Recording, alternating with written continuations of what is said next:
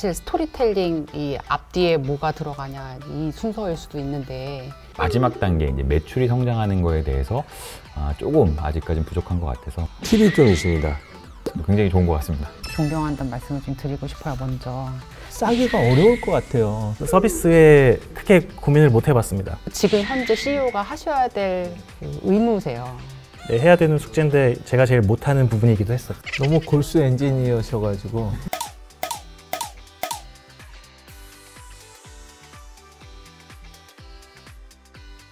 (2022년) 소백 IR룸 시즌2 4회차에 오신 여러분 환영합니다. 저는 오늘 진행을 맡은 2호의 태용입니다. 오늘은 평소와 다르게 SPC 특집으로 진행을 합니다. SPC가 무엇이냐면 소셜 프로그레스 크레딧, 사회성과 인센티브를 뜻하는데요. 사회적 기업이 지속가능한 성장을 할 수 있도록 기업이 창출한 사회적 가치를 측정하고 그만큼 실질적인 인센티브를 지급해주는 프로젝트입니다.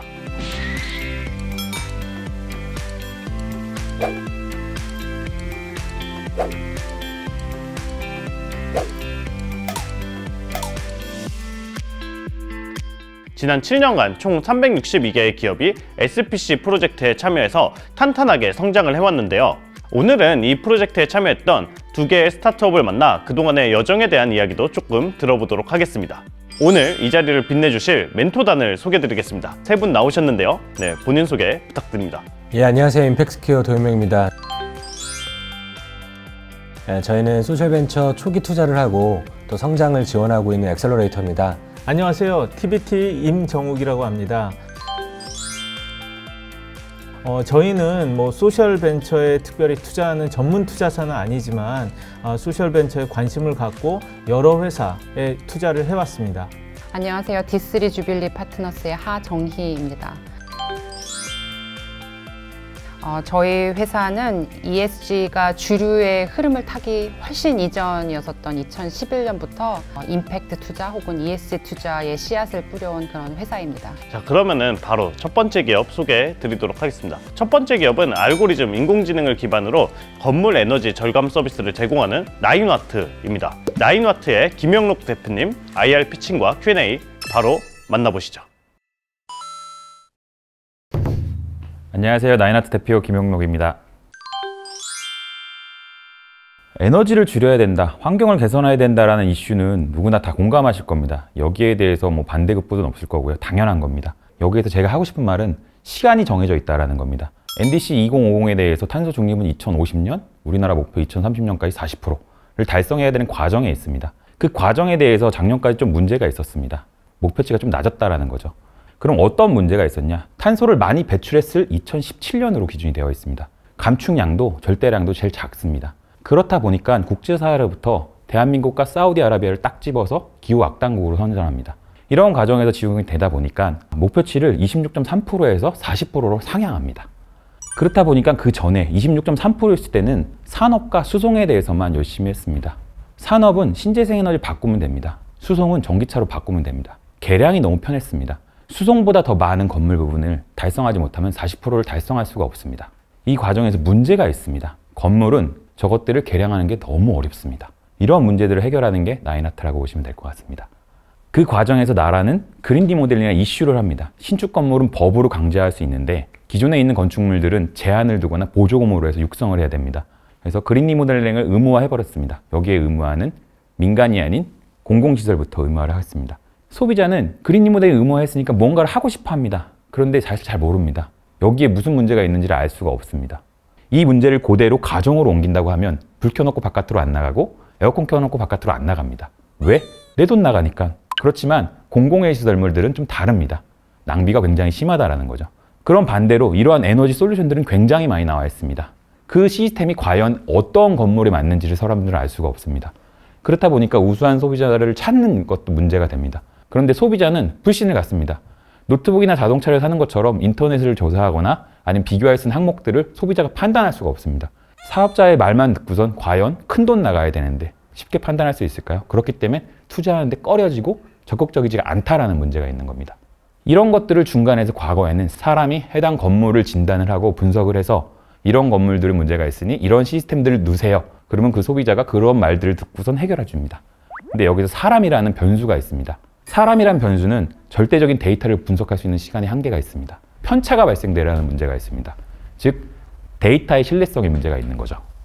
보시는 것처럼 저희 시스템에 로그인을 하게 되면 불특정 다수의 건물들을 볼 수가 있습니다. 지금은 에너지를 많이 쓰는 공단 단위로 세팅했고요. 해당 건물을 클릭할 때마다 무엇을 해야 되는지 소비자한테 1차적으로 알려주고요. 그러면 사업자들도 우리의 솔루션이 어디에 들어가면 더 효과적일지를 1차적으로 스크린을 해줍니다. 이게 100% 정확한 건 아닙니다. 그렇지만 드러난 정보만 가지고 나타났던 건 굉장히 심각한 문제인 거거든요.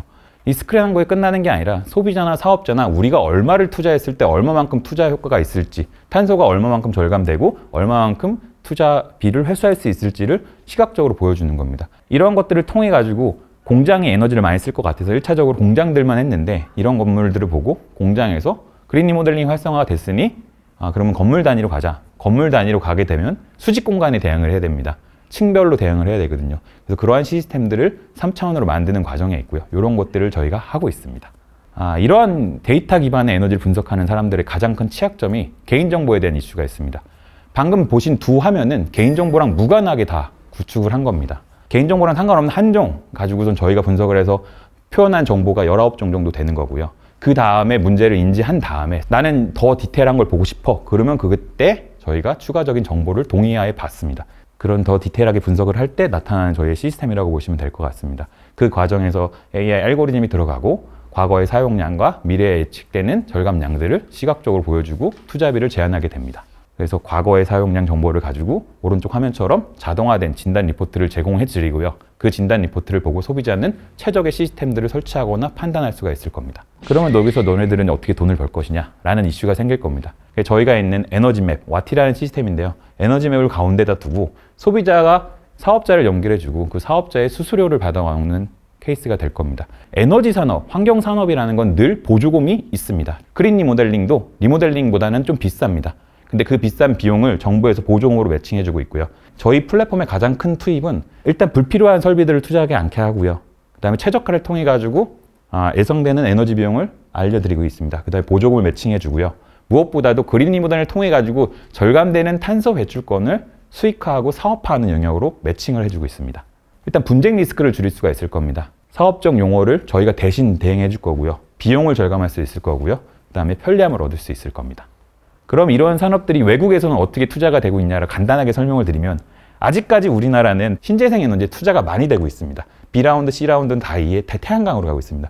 외국들은 다 에너지 효율에 대해서 투자를 많이 하고 있습니다. 대표적으로 블록파워라는 회사가 있습니다. 작년 1월에 첫 투자를 받았고요. 골드만삭스로부터 받았습니다. 근데 올 2월에 마이크로소프트, 아마존, 뉴욕시로부터 추가적인 펀딩을 받았습니다. 저희와 사업 모델이 똑같습니다. 그리고 각 사업자의 모델들이 있기 때문에 비슷한 모델들을 저희가 벤치마킹해서 시스템을 업데이트하고 있습니다. 그러면 왜 이런 사업이 중요하냐고 맥킨지 보고서를 참고로 한다고 하면은 여태까지 많이 알고 있는 태양광, 풍력, 그다음에 탄소 포집 같은 산업들은 소비자랑 무관한 영역입니다. 즉 사회의 발전과는 무관하게 산업적으로 접근한 영역입니다. 무엇보다도 이런 것들은 소비자한테 베네핏이 돌아오지 않습니다. H백, 냉난방 공조, 단열, 조명 이런 것들은 소비자가 살고 있는 거주 공간에 대해서 에너지를 세이빙시키고 성능을 업그레이드하면서 소비자가 에너지 비용도 세이빙되고 거주 환경도 쾌적해진다라는 장점이 있습니다. 거기에 투자를 해라 라고 저희가 아닌 맥킨지에서 얘기를 하고 있습니다. 저희는 3명의 성균관대 UCT-공학과라는 학과에 나온 친구 3명이 동시에 창업을 했고요. 다음과 같은 인원으로 좀 확장이 됐습니다. 올해 저희가 그린벤처 강소기업 100에 선정이 돼서 일정 부분의 정부의 보조금도 받고 있습니다. 이상 발표 마치겠습니다. 굉장히 이런 사회공헌, 그 에너지를 줄이는 데 도움이 될 것 같은데요. 회사를 시작하시고 설립하시고 지금까지 어느 정도로 실제로 성과를 내고 어느 정도의 그 건물들을 에너지 절약을 할 수 있도록 이렇게 바꿔줬는지 그게 좀 궁금합니다. 2019년, 20년, 21년 동안 한전과 같이 공장의 에너지 절감 사업들을 같이 하고 있습니다. 건물 에너지 공장 단위의 사업들은 연에 한 매출 한 1억 정도를 계속 내고 있고요. 올해는 6개 공장들을 저희가 하고 있고요. AI 에너지 효율화라는 사업에 대해서 공장들이나 건물 단위로 저희가 지속적으로 하고 있습니다. 연평균 한 300% 이상씩은 성장하고 있고요. 그래봤자 3년밖에 안 된 회사이기 때문에 그렇게 큰 매출은 아니지만 올해도 그 정도 성장을 해서 한 15억 정도의 매출이 작게나마 매출이 발생이 될 것 같고요. 저희가 한 30개 케이스 유저들을 확보했다라는 거, 그리고 아까 말한 이제 에너지 맵에 대해서 지자체나 공단의 두세 개가 구축이 돼서 실증화가 됐고요. 저 시스템은 확산하는 데 대해서 아까 말한 데 별도의 소비자 동의를 걷지 않았다고 했잖아요. 그래서 전국적으로 확산하는 데 이제 크게 문제가 없을 거라고 저희는 보고 있습니다. 실제로 한 30개 정도 공장 케이스를 갖고 계신다고 했는데 우리가 갖고 있는 저런 데이터를 기반으로 서포트를 하면 어느 정도를 지금 예상하고 계시나요? 몇 프로 정도 평균적으로 개선된다? 저희가 이제 통계치를 얘기할 수밖에 없는데 4%에서 13%를 평균적으로 보고요.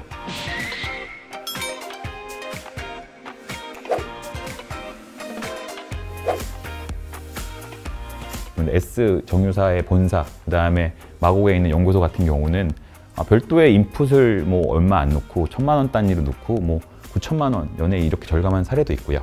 분석을 했는데 하드웨어가 들어가지 않거나 설비를 교체하지 않으면 절감이 효과가 없는 데도 있잖아요. 그런 데들도 있기 때문에 저희는 퍼센테이지로 3%에서 13%라고 얘기하고, 단 설비가 들어가야 되면은 불필요한 설비가 아니라 너네에 맞는 설비, 넌 조명이야, 너네 냉방이야, 너네는 지금 잘 쓰고 있으니까 별도의 설비 없이 뭐 부동산의 가치를 향상시키기 노력을 해 라고 이제 보고서로 나가는 거죠. 그럼으로 인해서 가치를 조금 달리 제공할 수 있을 것 같습니다.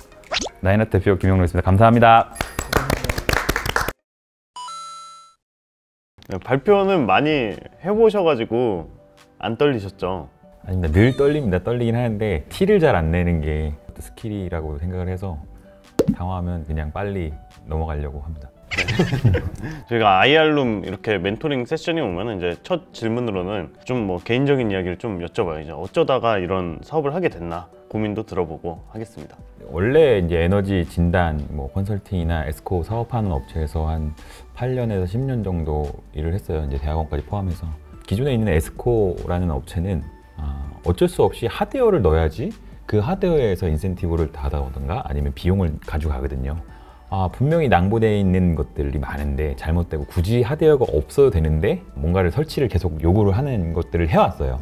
그 당시에 핫한 이슈는, 지금도 에너지는 핫하고 환경은 핫하지만 10년 전에도 핫했거든요. 그래서 그때 당시에 환경에 관련된 이제 논문 공모전이 하나 있었는데, 에너지 하면 뭐 내가 자신 있지 하면서 넣었다가 자신 있게 1등을 해서 돈 떠밀려서 이제 나와서 창업을 하게 된 케이스라고 보시면 될 것 같습니다. 그럼 지금은 좀 뭐가 고민이세요? 늘 고민은 창업자로서 이제 우리 직원들 급여를 잘 줘야 된다라는 게 이제 영순이의 고민이고요. 진짜 돈을 벌어야 되거든요. 이제 돈을 벌어서 우리의 월급을 주거나 아니면 스케일업을 하는 거에 대한 갈등이, 고민이 지금 제일 많은 상황이고요. 사람이 늘어가는 거, 아니면 기술이 향상되는 거, 아니면 뭐 소프트웨어가 한 개 더 나오는 거, 그다음 매출이 늘리는 거 있는데, 앞에 거 세 개는 이제 다 내부적으로 열심히 하면 되는 거니까 잘해가고 있는데, 마지막 단계 이제 매출이 성장하는 거에 대해서 조금 아직까지는 부족한 것 같아서 그 부분을 지금 열심히 하고 있습니다. 먼저 좀 질문 드리고 싶은 게, 지금까지 투자는 어떻게 받으셨어요? 한 20억 정도는 모인 것 같고요. 나머지 한 10억 정도만 빨리 모여서 원래는 상반기가 아니라 뭐 3월달 전에 끝내는 게 목표였는데 상반기가 다 갈 것 같은 그런 느낌입니다. 지금. IR에서 이렇게 귀에 쏙 들어오고 안 들어오고 하는 것이 사실 스토리텔링, 이 앞뒤에 뭐가 들어가냐 이 순서일 수도 있는데, 어떤 것을 달성을 해서 우리가 뭐 탄소 배출권 나중에 이렇게 할 수 있다는 회사를 증명하기 위해서 2023년까지 이걸 할 거고 그 위에는 뭘 하려고 할 거다. 언제 몇 년에 어떤 탄소 배출권 거래제 이것이 뭐 어디서 뭐 활성화가 됐을 때 이렇게 잘할 수 있을 거다라는 흐름이 이렇게 잘 보이면은 일단 좀 넘어갈 수 있을 것 같아요. 그냥 몇 번 IR과 VC 라운드 돌아가면은 사실 이건 익숙해지는 스킬인 것 같아서 그 부분을 좀 다듬으시면은 좋지 않을까 하는 생각이 좀 들었어요. 제가 좀 이해를 해보려고 생각을 해보면, 지금 현재 주게 되는 솔루션이 패턴을 보니 뭐 전등을 바꾸셔야 됩니다, 뭐 이런 건가요? 아니면은 어느 때부터 어느 때까지는 칠러를 끄셔야 됩니다, 이런 식의 솔루션인가요? 어떤 방식의 두 가지가 다고요. 솔루션이에요? 저희가 공공 데이터나 공개 데이터, 그다음에 그 데이터를 만들어서 저희가 새로 만드는 생성 데이터, 이 세 개 가지고 하는 거는 약간 러프한 데이터입니다. 그거는 아까 말한 저희가 이제 불특정 다수의 건물에서 에너지가 절감이 높은 게 될 것 같은 건물을 도출하는 용인 거예요. 그렇게 찾는 용어로서의 에너지 맵이 기초적인 맵으로 쓰는 거고요. 내 건물이 이 정도 절감된다고 했을 때 오픈한 것들을 해당 건물에 정보를 줄 수 있는 사람이 보면, 그러면 어떻게 절감하는 걸 어떻게 해야 돼? 라고 궁금하실 거잖아요. 그러면 그때 저희가 추가적인 정보를 더 요구를 합니다. 그 정보를 더 주면 거기 디테일한 정보들을 아까 같은 이제 뭐 전력연계 데이터, 가스 데이터, 수도 데이터, 그 다음에 실시간 사용 데이터 이런 것들을 저희가 받아옵니다. 이게 나중에 더 발전이 되고 탄소 배출권, 개인 거래제 뭐 이런 것들도 먼 미래이긴 하지만 있을 수 있다라는 얘기가 오고 가고 있잖아요. 궁극적으로 B2C까지 먼 미래에 언제가 될지 모르지만 온다고 했을 때 저 같은 개인 소비자, 집에 앉아 있는 사람들도 어떤 행동 변화에 관련된 솔루션을 줄 수 있다면 확장성이 있을 것 같거든요. 물론 지금 당장 어드레스를 하실 코어는 아니지만 그게 결국은 계속 이 회사에서 목표하고자 하는 탄소 배출권 거래에 관련된 것으로 확장을 하려고 그러면 그 부분을 지금 현재 공단 입장에서도 어떻게 적용을 할 수 있을까 보시는 것도 좀 좋지 않을까. 지금 현재는 뭔가 보고서를 주는 거잖아요. 그렇죠? 이게 진짜 행동으로 가는지 안 가는지가 확인이 되지 않으면 고객한테 그 밸류가 이렇게 확 와닿지 않을 수도 있지 않을까라는 생각이 드는 거예요. 그래서 이제 저희도 똑같은 고민을 했거든요. 저희가 진단 결과를 이제 도출해서 주면은 실행을 해야 되는데 일단 실행을 할 때 인풋이 들어가고 귀찮고 내가 모르니까 안 하는 경우가 많거든요. 저희가 제안하는 AI는 사실 액션 오브 인포메이션이라고 사용자 행동 정보를 줍니다. 기계가 100% 제어하지 않습니다. 그냥 액추에이터가 제어하면 물론 제일 편하고 제일 좋은 시스템인데 해당 공장에서 범용적인 시스템이 들어가가지고 그 공장을 잘 모르는 상태에서 알아서 판단한다? 그건 굉장히 위험한 거거든요. 책임을 기계가 져야 되는데 그거를 어떤 누구도 개런티를 할 수가 없어요. 그래서 저희가 제안하는 거는 저희는 데이터는 가져와되 최종 제어는 액션 인포메이션 현장에 있는 사람이 제어한다. 사람한테 알림 정보를 줘가지고 문제가 있을 것 같아요. 한번 확인해 보세요까지가 이제 저희의 역할인 거예요. 그러면 그 사람이 보고선 진짜 문제가 있나 없나를 무시해도 돼요. 그거는 이제 그 사람이 저희는 정보를 줬고 판단은 사람이 한다라는 게 이제 좀 기존의 업체와 저희의 좀 차별점이라고 보시면 될 것 같습니다. 그냥 다른 업종에서 종사하는 사람으로서 정말 난이도 높은 사업인데 그냥 해나가시는 게 참 대단하시다 이런 생각이 듭니다. 팁이 좀 있습니다. 도시재생 자금 투자를 받거나 활용을 하실 수 있어요. 그러면 사실 레버러지가 훨씬 커지거든요. 아니면 펀드 중에서는 도시재생에 전문화된 펀드들이 지금 3개 정도 운영되고 있습니다.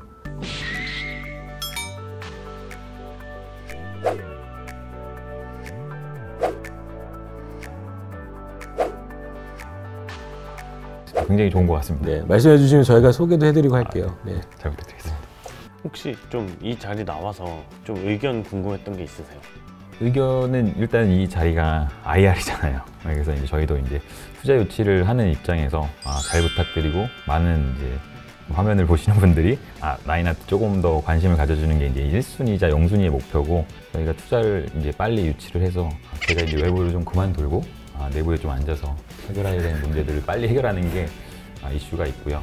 플러스 이제 약간 범사회적인 문제인데 탄소가 거래가 되는 이슈가 있어요. 근데 아직까지 그린 리모델링을 통해서 절감된 리모델링을 통해서 효율화를 통해 절감된 에너지를 탄소를 거래하는 게 아직까지는 없어요. 근데 그것들을 정부나 국토부에서는 이미 이렇게 하겠다라고는 발표가 됐는데 하겠다라는 슬로건은 있으나 그 다음에 액션을 죄어야 되는데 그런 게 없어서 그런 게 좀 빨리 나왔으면 하는 게 하나가 있습니다.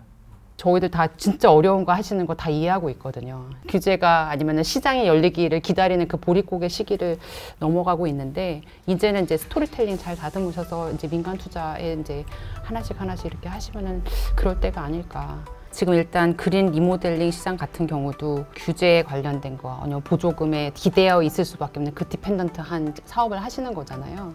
또 이게 장기적으로 갔을 때는 시장이 또 어떻게 바뀌고 할지 모르니 그 부분에 대해서는 장기적으로 우리는 이런 생각을 가지고 있다. 그때 와도 이 기반 기술을 데이터에 관련된 것을 바탕으로 다른 쪽으로 확장할 수 있다. 그게 뭔가를 좀 보여주시는 것도 좋을 것 같아요. 제가 이 말씀 왜 드리냐면 전기차 관련된 그 보조금 시장도 보면 예전에 하이브리드카 그렇게 보조금 주다가 각 우리나라도 그렇고 각 나라도 그렇고 순수 전기차 아니면 하이브리드카에 대해서는 줄이고 이러면서 이제 자동차 시장에 막 여러 가지 흔들림도 생기고 한단 말이에요. 그 부분이 대비가 되어 있다는 것까지 보여주시면 좋을 것 같아요. 저희들 이제 VPP 업체도 저희도 많이 보고 우리 나인와트 비슷한 회사들도 이렇게 볼 때 그게 항상 이게 퀘스천 마크거든요. 보조금에 해서 몇 % 우리가 가져오겠다. 라는 것을 항상 스토리를 시작을 하시는데 그게 없으면 어떡하겠다는 거지? 라는 생각이 먼저 들어서 우리는 그게 아니어도 독립할 수 있는 회사다. 라는 것도 많이 바쁘시지만 뒤로 또 이제 구상을 하시는 게 또 CEO의 역할이 아니실까라는 생각을 해봐요. 해야 되는 역할인 것 같습니다. 네. 에너지나 환경을 해결하는 게 꼭 돈을 많이 인풋을 넣어서 해결하는 것도 대안이 되는데 지금의 낭비되는 포인트들을 잘 절감하면 되는 부분들이 많이 있습니다. 그런 면에서 효율화, 그런 면에서 절감 이쪽을 좀 관심 있게 봐주셨으면 좋겠고요.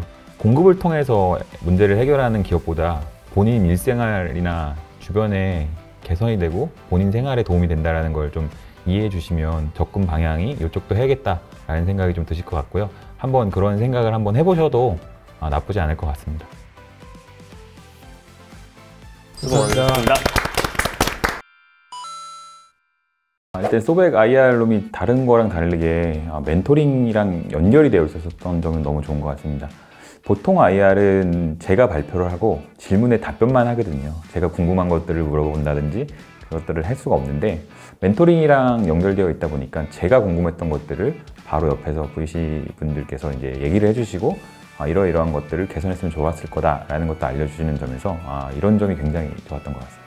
일단 다음 스텝은 저희가 이제 가설을 세웠던 건물의 탄소 감축량을 배출권으로 전환해서 그것들의 가치를 부여하고 그것들을 수익화할 수 있는 영역을 실제로 증빙을 하는 게 이제 넥스트 스텝이고요. 그게 올해 내년까지, 내년 상반기 아니면 하반기까지 이제 증명을 할 거고요. 그 증명한 결과를 통해 스케일업을 하는 게 이제 목표라고 보시면 될 것 같습니다.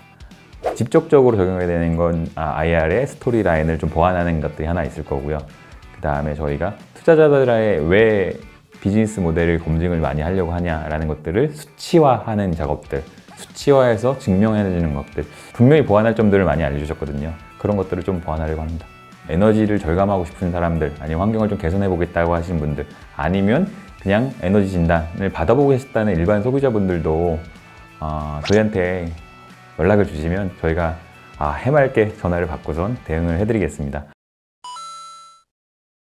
다음 순서로 소백 IR룸 SPC 특집을 찾은 기업은 기존보다 30분의 1의 저렴한 가격으로 전자의수를 만들고 있는 만드로팀입니다. 만드로 이상호 대표님 IR 피칭과 Q&A 지금 시작하겠습니다. 네, 안녕하십니까. 만드로 이상호입니다. 이제 발표 시작하겠습니다. 만드로는 이제 절단 장애인을 위한 저비용의 전자의수를 만들어 판매하는 회사입니다. 비용 때문에 비싼 전자의수를 쓰지 못했던 많은 분들에게 도움이 되고자 이 일을 시작을 했고, 그래서 기존 제품보다 한 최소 20배에서 30배 정도 저렴한 정도의 제품을 만드는 걸 목표로 했었고, 그래서 현재 이 사업을 진행해 나가고 있습니다. 일단 절단 장애라는 게 다양한 이유로 발생하는데 국내에는 약 14만 명의 상지 절단 장애인이 있죠. 상지라 하면은 손가락부터 어깨까지입니다. 상지 절단 장애인이 약 1000만 명 가까이 됩니다. 전 세계적으로 보면은. 그래 그러면은 쓸만한 의수가 있으면 되는 거 아니냐. 근데 그 의수가 쓸만한 게 있긴 한데 비싸다는 거죠. 그러니까 일반적인 스포츠카 정도 가격이라 생각하면 됩니다. 하나 사서 5년에서 10년 미만으로밖에 못 쓰는데 개인 맞춤형 제품이니까 어디 팔 수도 없고, 제가 2015년도 1월에 이 일을 시작하면서 그래 그러면 절단장애인협회 게시판에 가볼까 했더니 써있는 게 우리나라에 필요한 사람이 4만 명이 넘는데 4명밖에 못 쓰고 있다는 충격적인 게 그냥 써있어요. 답변으로. 이제 왼쪽이 니즈라고 볼 수 있겠습니다. 장애 유형이 다양한데 상대적으로 개발이 쉬운 제품이 가장 저렴한 게 2천만 원 돼서 시작을 했었고, 비싼 게 1억 원 혹은 그 이상. 그리고 이제 스타트업들이, 저희 같은 스타트업들이 생겨나게 했는데 해외 스타트업들은 2018년도 이후였고, 그래봤자 600만 원, 800만 원, 1000만 원짜리가 아래팔 절단장애 하나밖에 커버를 못해요. 저는 제 개인적인 재능 기부 프로젝트 이걸 시작했습니다. 2015년도 1월에 저랑 동갑인 양손 절단장애인이 손목 근처에서 절단이 돼서 그래 그럼 손을 한번 싸게 만들어서 재능 기부를 하자 했는데, 한 달에 한 명씩 재능 기부를 하는 것도 괜찮다고 생각을 했는데 100년을 해도 1200명밖에 또 못 도와요. 그럼 뭐라 해야 되냐면은 이제 기능을 결정하고 성능을 결정하고 가격을 결정해서 사업화를 해야 돼요. 첫 번째 목표를 스마트폰 가격에 엄지랑 검지가 만나고 5손가락으로 물건을 잡을 수 있는 의수를 만들자. 한 99만 원, 100만 원 정도에 팔면 어떨까 시작해서 첫 제품을 겨우 출시를 했고, 그리고 나서 이제 코이카 CTS의 도움을 받아서 중동 난민들을 한번 도와보자라는 생각을 가지고 나갔죠. 그리고 다양한 절단 장애인의 유형을 보고 나서 이게 우리가 갖고 있는 기술이 별거 아니구나. 사실 보니까 팔꿈치도 만들어야 되고 손목도 만들어야 되고 할 게 많구나라는 사실을 알게 됐죠. 그리고 나서 제품 고도화를 해나가는 중에 있고요. 두 번째 목표를 보면 이제 하나의 절단장애 유형을 이제 겨우 커버하기 시작했을 뿐이고, 절단장애 유형이 되게 다양하다는 사실을 알게 된 게 시작하고 나서 1년 반 정도가 지났을 때입니다. 장애 유형별 제품군을 확보하기 위해서 꽤나 노력을 하고 있는 상황이고요. 근데 이걸 또 저비용으로 해야 돼요. 결과적으로 자체적으로 기술을 다 개발할 수밖에 없었습니다. 일부 센서나 뭐 손목 장치나 뭐 악력 구현 장치들을 그냥 사다가 쓰면 안 될까라는 생각도 해봤는데, 그래가지고는 일단 가격이 너무나 비싸지는 거예요. 직접 개발을 해서 2만 원 정도의 제품을 개발을 했고 3D 프린팅 기술을 주로 활용하고 있는데 이게 개인 맞춤형 제품 제작에 용이하기 때문에 이걸 활용하고 있고 저희가 그래서 알려진 게 3D 프린팅 전자예술 제작사라고 주로 알려져 있죠. 하루 만에 제작이 될 수가 있고 이 기존보다 한 10배에서 20배 정도 간소화된 제작이 가능하기 때문인데요. 나름대로 2015년도, 16년도 그 해 세계 최초로 이걸 프로세스를 개발을 해서 저희 제품에 녹여냈고요. 저희가 한동안은 정말 시작하고 나서 정말 약간 단순 무식하게 전자의수만 한다라는 컨셉을 갖고 계속 거그만 해왔어요. 그랬더니 이제 중요한 니즈를 놓치더라고요. 아무리 전자예술 잘 만들어도 미관적인 미관용 의수를 이길 수는 없거든요. 미관상으로는. 외형적으로도 사람 손과 유사한 미관용 의수가 필요해요. 그래 의수에다가 우리가 그럼 파지력을 좀 넣어보자. 그래서 수동식 파지력을 가지는 좀 더 나은 형태의 개선된 제품을 출시를 해서 꽤나 많이 판매가 지금은 되고 있고요. 또한 어떤 새로운 제품을 개발할 때 항상 사용자 중심의 설계를 합니다. 일단 고객이 직접 낼 수 있는 그 가격, 감내할 수 있는 무게, 그 필요한 성능을 검토를 통해 가지고 개발한 사례가 이제 팔꿈치 위 전자예수가 되겠는데 기존보다 어쨌든 25분의 1 정도의 가격에 제품을 판매하고 있고 또 이게 발전을 하면은 이제 이런 게 되는 거죠. 휴머노이드 로봇처럼 상지 휴머노이드를 만들 수도 있습니다만 저희 본 사업은 아니기 때문에 일단 이런 기술을 개발을 해놓고 활용하기 위해서 노력을 하고 있는 상황이고요. 손바닥 혹은 손가락 절단 장애인의 경우에는 이제 모터를 넣을 자리가 부족해지죠. 적당한 모터도 없어서 결국 자체적으로 만들게 됐고 브러시리스 모터를 자체 개발을 해서 현재 이제 시제품을 만든 단계까지 왔습니다. 손이 다 남아있는데 못 움직이는 분들도 계시죠. 일상생활에 많은 어려움이 있으십니다. 이런 분들은 실제 휴지 하나 못 잡아요. 그럼 저희가 필요한 거는 그냥 아이언맨 장갑 같은 거예요. 물론 영화에나 나오니까 이제 그걸 현실화 시켜야 되는데 시작은 2016년도부터 했는데 이제 노하우가 없어서 한동안 포기하고 있던 거를 이제 재작년 3년 전부터 이제 임상 시험을 하고 있고 지금은 무려 자동화된 설계와 금속 프린팅을 활용해 가지고 매우 가볍고 충분한 파지력이 나오는 그런 레골격 장갑을 이제 만들고 있습니다. 그래서 기존 제품하고 비교를 해보면은 훨씬 더 저렴하고 다양한 절단 장애를 이제 커버하기 위해서 노력을 하고 있고 이제 해외 활동으로 보면은 아쉽게도 코로나19 때문에 저희가 한동안 하던 해외 활동을 중단할 수밖에 없었는데 이제 올해 하반기부터는 진출을 하고 협력 관계를 만들어 나가고 하려고 하는 상황이고요. 이제 여러 가지 방법으로 안정적으로 성장할 수 있는 방법을 찾아 나가는 중에 있고 그 중에 하나로 저희가 찾은 돌파구는 그러면은 절단 장애인의 커버리지를 조금 더 확장해 보자. 그래서 현재 한동안은 제품 개발에만 올인을 하고 있는 상태입니다. 팀은 매우 작습니다. 제품 개발하고 아이디에이션을 하고 뭔가 새로운 걸 시도하는데 시간은 많이 걸리는데 그때 고정비가 많이 들면 안 되기 때문에 저희 협력사를 최대한 활용을 하고 저희 내부 인력은 정말로 똘똘한 사람들끼리만 모여서 일을 현재 하고 있고요. 저희는 이제 돈이 없어서 전자예술 쓰지 못하는 사람들이 쓸 수 있는 세상을 만들고 그분들이 더 나은 삶을 사는데 더 도움이 될 수 있는 그런 일들을 하려고 하는 회사고요. 그리고 기술이나 복지가 이제 다루지 못하는 영역에 있는 분들도 상당히 많다는 걸 알게 됐고 이런 기술들을 개발할 수 있는 회사가 되는 것을 저희 목표로 하고 있습니다. 이상으로 마치겠습니다. 오랫동안 정말 인내심을 가지고 개발을 하신 것 같아서 일단 존경한다는 말씀을 좀 드리고 싶어요, 먼저. 근데 하나 또 궁금한 것이 어느 나라에서든 이 기술과 만드로의 제품을 반기지 않을 이유가 없어서 거기에 현지 파트너가 있을 거라고 생각이 되고 네. 향후로도 그런 식으로 영업을 하거나 펼쳐나가실 텐데 네. 그분들이 어떤 방식으로 일을 하시는 건가요? 뭔가 이게 커스터마이징이 어느 정도 네. 이 팔뚝에서든 필요한데 그것을 이쪽으로 스캔을 해서 보내면은 여기서 다 만들어서 보내세요? 아니면은 현지에서 누군가가 조립을 할 수 있는 사람을 만들어야 네. 되는 거예요? 답변 드리겠습니다. 제가 요르단에 법인도 설립했었고 여기서 한번 생산을 해서 여러 가지 시도를 많이 했었는데 손 자체는 한국에서 만들어서 손과 센서랑 배터리 유닛이라고 하는 그 기본 형태를 모듈화 시켜서 배송을 시키고 현지에서 알아서 맞춤 제작을 하게 만들면 됩니다. 간단히 말씀드리면. 추가로 좀 더 나아가서 저희가 3D 프린팅으로 맞춤형 제작을 한다고 말씀드렸잖아요. 그것까지 교육을 시키려면은 결국 누군가가 이제 테크니컬이 붙어서 교육 훈련을 시켜야 되니까 그게 이제 사업에 좀 어려움이 있었어요. 근데 그 부분을 저희가 자동화된 소프트웨어를 개발을 하는 걸로 이제 해결을 보기로 했고 스캔 데이터만 입력을 하면은 어느 정도 자동화된 설계가 나오고 추가로 수정이 가능하게 손을 모듈 단위로 판매해서 손을 그냥 알아서 조립해서 쓸 수 있게 팔에 달 수 있게만 해주면은 사실은 대체로 커버가 가능합니다. 그러니까 일종의 B2B 협력이 가능한 거죠. 싸다고 강조를 하시잖아요. 근데 이 제품이 싸기가 어려울 것 같아요. 방금 말씀하신 것처럼 개발비도 엄청나게 들고 한 사람 한 사람 맞춤을 해야 되고 그걸 잘 하려면 사람이 거기에 가서 그걸 전부 다 그걸 해야 되는데 네. 오히려 비즈니스 모델, 그러니까 어떻게 하면 리스를 하든 어떤 그 협력 네. 모델을 만들어서 이걸 더 싸게 보급을 할 수 있는 비즈니스 모델을 만드는 게 정교한 제품을 개발하는 거 이상으로 중요하지 않을까 하는 생각이 드는데 정부 보조 프로그램이든지 네. 대기업과의 협력이라든지 리스 프로그램이라든지 이런 사업 모델을 만드셔서 네. 더 이게 저가의 적은 부담으로 이 고객들이 쓸 수 있도록 만드는 게 이 확장을 하는데 되게 중요할 것 같다는 생각이 듭니다. 저는 이제부터 고민을 해봐야 되는 주제인 것 같습니다. 네. 식약처 등록, 뭐 공적 지원 이런 쪽으로는 하고 있습니다. 그래서 2021년도부터는 국민건강보험공단의 장애인 보장구 기준 수가가 있어서 이제 3년에 한 번씩 의수를 맞출 때마다 주는 지원금이 있거든요. 그 지원금을 써서 저희 제품을 사시죠. 국내 사용자분들은. 해외는 어떤가요? 복지 혜택이 좀 어느 정도 발전한 나라에서나 찾을 수가 있고, 네, 그거는 나라마다 정말 다른데 요르단은 전혀 그런 시스템이 없고요. 그럼 미국 같은 정도 미국 같은 정도에서는 그게 아주 잘 되어 있고, 또 이게 케이스마다 다른 게 이제 아프간 전쟁에서 다리를 다치거나 팔을 다친 사람한테 평생에 걸쳐서 10억 원을 지원하거든요. 그러니까 이게 평생에 걸쳐서 라이프타임 케어가 되는 거죠. 나라마다 정말 다릅니다. 그래서 그 나라에 맞는 영업을 할 사람도 필요하고 타겟팅을 할 수 있는, 그걸 발굴할 수 있는 사람들도 필요해서 그걸 이제 저희가 해야 되는 숙제 중에 하나고요. 처음에 말씀하신 그 미션을 잡고 가시는 이유가 있기는 있겠네요. 저렇게 저개발 국가나 정말 전쟁 때문에 저소득층이 이런 의수에 전혀 리치아웃을 할 수 없는 데에서는 여전히 100만 원 안짝이면 할 수 있겠지만 더 넘어가면 어렵겠다. 이 미션을 들고 가시는 이유 중에 하나겠어요. 네, 뭐 사실 그렇게 만들었는데도 가져가면은 비싸다고 하니까요. 네, 이상으로 발표 마치겠습니다. 감사합니다.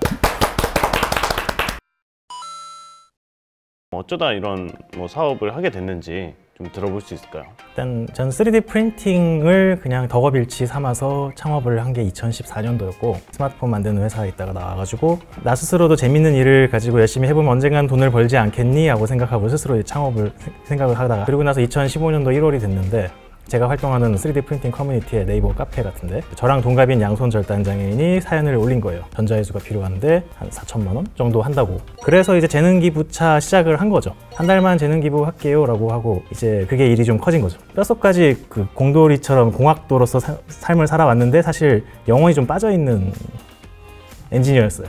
대부분의 이제 사람들이 그런 얘기를 하더라고요. 사람을 위한 기술을 만들어야 된다, 뭐 이런 얘기. 그래서 조금 고민을 하는데 그 메시지를, 저한테 강한 메시지를 준 사람이 초등학교 6학년짜리 학생이었어요. 네, 제 나이 절반도 안 되는 학생한테 인생의 가르침을 얻고 나니까 조금 고민을 다시 하게 됐고, 원래 제가 하려고 했던 3D 프린팅 사업은 사실 제가 안 해도 누구나 할 수 있는 일이니까 잠깐 밀어놓고 재능기부를 조금 더 해볼까 하다가 다음에 크라우드 펀딩도 하게 되고, 꽤나 많은 사람들이 의수가 필요한데 못 쓰고 있대요. 그때 내질렀죠. 스마트폰 가격의 제품을 만들어 보겠다고. 그 이유는 계속 이제 시행착오 연속이죠. 닷 같은 데가 이 시각 장애인을 위한 제품을 만드는데 나중에 알게 된 게 시장을 잘못 이해했다. 예, 대부분 이거를 자기 돈을 주고 다 사질 않고 보조금이나 이런 거 하기 때문에 그렇게 싸고 그게 중요한 게 아니라 사실은 그런 보조를 받을 수 있는 그런 그 인증을 받고 그렇게 해서 그런 비즈니스 모델을 만드는 것도 좋은 제품을 만드는 것만큼 중요하더라라는 그런 이야기를 들었었고요. 비싸더라도 이걸 살 수 있는, 그리고 기존 제품보다 더 경쟁력이 있는 뭔가를 만드는 게 더 중요하지 않을까 하는 그런 생각을 해봤습니다. 보청기 시장이 딱 그 가격으로 제품을 잘 만들어서 보급을 하고 있잖아요. 예, 보통 대부분의 경우에 전자회수 자체가 시장이 아예 없었던 시장이라고 저는 보거든요. 1년에 한 서너 대밖에 안 팔리는 시장은 시장이 아니라고 저는 생각하거든요. 가격을 적당히 정하기도 좀 초반에 힘들었고, 나라의 수에 맞는 제품을 개발을 하기도 하고, 그런 게 좀 필요하다고 생각합니다. 그러면 그 프라이싱에 관련돼서는 지금 뭐 이미 들어간 시장에서도 좀 이렇게 조정을 한다든가 하는 계획은 있으신 거예요? 그러니까 개인 맞춤형 설계에 관한 설계비를 별도로 받아요. 특이한 케이스라서 주문형 설계가 필요한 경우에는 그 설계 비용을 별도로 받는 식으로 이제 따로 책정을 하고 있죠. 기존의 의수 시장은 그 가격이 너무나 높았던 거고 이제 부르는 게 값이었으니까 저희는 좀 더 이제 정리를 좀 하려고 하는 상황이고요. 큰 회사건 작은 회사건 고민이 하드웨어를 팔았는데 그 다음에 미래가 없어. 그러면 그 다음에 이제 이 사람이 또 사는 것을 하든지 아니면은 뭔가 부품을 더 팔든지 서비스로 더 먹고 살든지 뭐 이런 레브뉴 스트림을 계속 만들어 가야지 서스테이너블한 뭔가 이게 계속 돌아가는 거잖아요. 사실 의수에 대해서 저희가 서비스에 크게 고민을 못 해봤습니다. 조금 더 좋은 제품들을 또 다른 대체제가 있으니까 의수 자체를 뭔가 스마트하게 만든다는 생각을 많이 시도를 해봤는데 실제로 다른 대체제들에 쉽게 대체가 되기도 하고, 의수를 다양한 목적에 적합한 다양한 제품들을 라인업을 구축하는 걸 생각을 했고, 내가 착용할 수 있어서 일반적인 사람들보다 더 나은 기능을 갖게 만드는 거죠. 하드웨어적으로 할 수 있는 거에 한계이긴 한데 소프트웨어적으로 어떻게 개선을 할 수 있을지는 조금 더 고민하는 중이고요. 이 제품을 만드는 발명이라는 것이 아니라 비즈니스맨으로서 얘가 어떻게 확산될 수 있는지, 얘가 어떻게 필요한 사람들한테 잘 공급될 수 있는지, 고객에게 노출되고 구매로 연결될 수 있는지를 잘 이해되는 타이밍이고, 그 전략이 굉장히 필요한 딱 적절한 타이밍이라는 생각이 들어요. 그래서 해야 되는 숙제인데 제가 제일 못하는 부분이기도 했어요. 맞었어요. 네, 그런 부분들이 사실 뭐 투자자들이 도와줄 수도 있는 부분이고, 테스트를 계속 하고 계시잖아요. 사실 최종 엔드 유저는 그 사용자니까, 지불자는 대체 지불자가 때때로 존재하죠. 정부라든지 기업이라든지, 때로는 이제 미국에서 굉장히 발달되어 있는 영역 중에는 상위 군인들이 고용될 수 있는 영역에서 이 의수나 의족을 굉장히 많이 소비를 합니다. 말씀하셨던 특수 의족들이에요. 그분들이 많이 하는 것 중에는 청소가 있거든요. 고층 건물 청소. 상위 군인들을 굉장히 미국에서 우대하는 이 조건들이 있다 보니 그분들에게 많이 제공하고, 청소에 적합한 기계와 의족 의수가 많이 발전해요. 이런 구조들이 생산성을 높이는 구조고 고용을 가능하게 하니까 굉장히 고가의 제품들이 거래될 수 있는 거죠. 투자자를 인바이트 할 때도 저는 좀 그런 포인트에 대한 고민에 도움을 줄 수 있는 투자자들을 잘 선정하셨으면 좋겠다는 생각이 들어요. 투자자의 역할은 돈을 공급하는 것만이 절대 아니거든요. 일단 선진국에서는 장애인, 그들의 교육, 모빌리티에 쓰고자 하는 주 정부, 그들이 이제 마련해 놓은 세금이 있단 말이에요. 그 예산을 따오는 걸로 해도 이미 큰 시장이에요. 그 다지라는 회사가 교육부와 크게 계약을 한 이 회사를 잡기 시작을 하면서 갑자기 확 펼쳐진 거거든요. 그 시장이라고 말하기 참 안타까운 상황이긴 하지만, 분명히 필요로 하는 사람들이, 그런 가격대를 원하는 사람들이 분명히 있을 텐데, 그러면 이제 차등을 둘 수가 있잖아요. 투자를 받으시고 비즈뎁에 이렇게 이제 특화되어 있는 그런 사람들을 모으면 그 부분을 잘 공략을 할 수 있는 사람을 끌어당겨야 되는데, 그들에게 필요한 거는 진짜 꿈이에요, 꿈. 근데 그거를 아티큘레이트 하는 것도 지금 현재 CEO가 하셔야 될 의무세요. 너무 골수 엔지니어셔가지고. 그게 사실 저도 아까 이렇게 들으면서 저는 너무 재밌었거든요. 그리고 저도 고백하자면 저도 그 공학의 베이스였던 사람인지라 제 주변 친구들이나 저의 예전 얼리 그 스테이지였을 때의 동료들이 다 되게 비슷하신 분들이세요. 그래서 막 귀에 쏙쏙 들어와요. 그래서 너무 흥미롭게 본 반면에 그 IR 전체가 그렇게 지난한 과정을, 훌륭한 미션을 가지고 너무 재밌어 하면서 끌어오신 거를 너무 아무렇지도 않게 말씀하셔서 되게 안타까웠어요. 눈물이 쏙 빠질 수 있을 만한 그런 스토리인데 그렇게 연습하시면 좋겠다. 뭐 녹화 시작하기 전에 잠깐 말씀 나누는데, 어떻게 이런 어려운 걸 시작하셨어요? 그랬더니 너무 재밌거든요. 그런데 진짜 재밌는 것 같은 거예요. 전 거기서 그냥 쏙 반해버렸어요. 내가 하는 일은 중요한 일이다, 나랑 같이 가자라는 얘기를 자랑스럽게 하셔도 되는 때인 것 같아요. 그리고 많이 좀 알리셔야 될 것 같아요. 글로벌 미디어나 이런 데도 많이 알리시고, 검색을 영어로 이렇게 했을 때 근데 뭐 이렇게 만드로를 찾을 수는 없었으니까. 예, 근데 그거 별거 아니거든요. 그냥 그 관심이 있을 만한 기자나 이런 사람들이 누군지 그 리스트업 해놓고 우리가 뭐 하고 있다라고 그냥 이메일 써서 새로운 거 있을 때마다 그냥 가볍게 알려주면 돼요. 말씀을 하실 때도 좀 저희 눈을 보고 말씀해 주시고, 투자자들 네. 그러셔야 됩니다. 혹시 뭐 이렇게 그 오늘 나오신 멘토분들께 좀 나눠보고 싶은 뭐 고민이나 이야기가 있을까요? 이제 저비용의 제품을 타겟을 하면서 또 특허는 또 특허대로 선진국에만 내요. 이게 좀 되게 이상하다 싶긴 한데, 실제로 그 나라에서 그 특허를 사용하지도 못하는 특허를 꼭 저희는 출원을 어쩔 수 없이 하는 상황인데, 혹시 이런 비슷한 케이스들이 있으시거나 좀 뭐 멘토링 도움을 주실 수 있으실지. 실제로 시장이 열려 있는 데는 대부분 선진국이고, 사실 개발도상국엔 특허를 등록하는 시스템도 완전 온전치가 않아요. 그러다 보니까 이제 미국이나 유럽에 주로 특허를 등록하게 되고, 대표님 혼자 고민하시는 게 아니고 제가 알고 있는 최소 10수명의 똑같은 고민을 반복하거든요. 우리가 비즈니스라는 혁신의 도구를 선택했다면 본질적으로는 미국이라는 시장을 가지 않고선 장애 영역은 확산도 굉장히 어렵다는 겁니다. 왜냐하면 전 세계에 제공되고 있고 개발도상국에 공급되고 있는 자금의 절반 가까이가 미국에서 공급되거든요. 개발도상국이든 선진국이든 장애인 관련된 사업들은 미국의 베이스를 갖고 있어야 됩니다. 그래서 특허를 등록하는 것도 마찬가지고 미국 시장에 대한 고려를 해야 되는 것도 동일하게 굉장히 중요한 포인트가 되고요. 하셨던 일들이 쓸데없는 일이 아니라고 말씀드리고 싶은 거고, 미국에서 열리는 장애인 관련된 그런 컨퍼런스 가보시면 유럽이든 중동이든 다 와 있어요. 어차피 그 성과가 결국 전 세계로 이어질 거다라는 생각이 듭니다. 네, 일단 저희는 아직까지도 의수만 만드는 회사지만 언젠가는 그 손의 형태를 가지는 다양한 제품군을 가진 회사로 성장할 거라고 저는 믿고 있고 그렇게 할 것이고요. 손이 불편한 사람들이 좀 더 나은 삶을 살게 하는 것, 그리고 이제 그를 통해서 더 나은 이득을 내고 가난이 또 장애가 더 만들어지지 않게 여기가 악순환이 되는 걸 막는 것, 네, 그런 것들을 목표로 한 회사가 될 것입니다. 일단 제가 놓치고 있고 미루고 있고 그런 것들을 날카롭게 다들 지적해 주셨어요. 그래서 제가 제일 못하고 있는 것들 저도 알고 있었는데 그거를 저 스스로도 리마인드를 필요했는데 이제 여러 멘토님들이 말씀을 해주셔서 저 스스로도 좀 반성하는 시간이 됐고요. 지금까지 기술 개발을 열심히 했으니까 이제는 사업을 조금 더 확장성 있게 추진하는 만두로가 되도록 할 테니까요. 많이 주변에 알려주시고 응원해 주셨으면 좋겠습니다.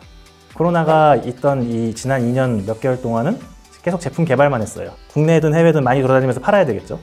그 판매를 하는 데 있어서 사업을 개발을 해야 되니 이제 피드백을 받았어야 됐고 이젠 그러면은 기술 개발이 아니라 사업 개발을 추진을 할 시점이 됐고 그거 이제 오늘부터 당장 해봐야죠.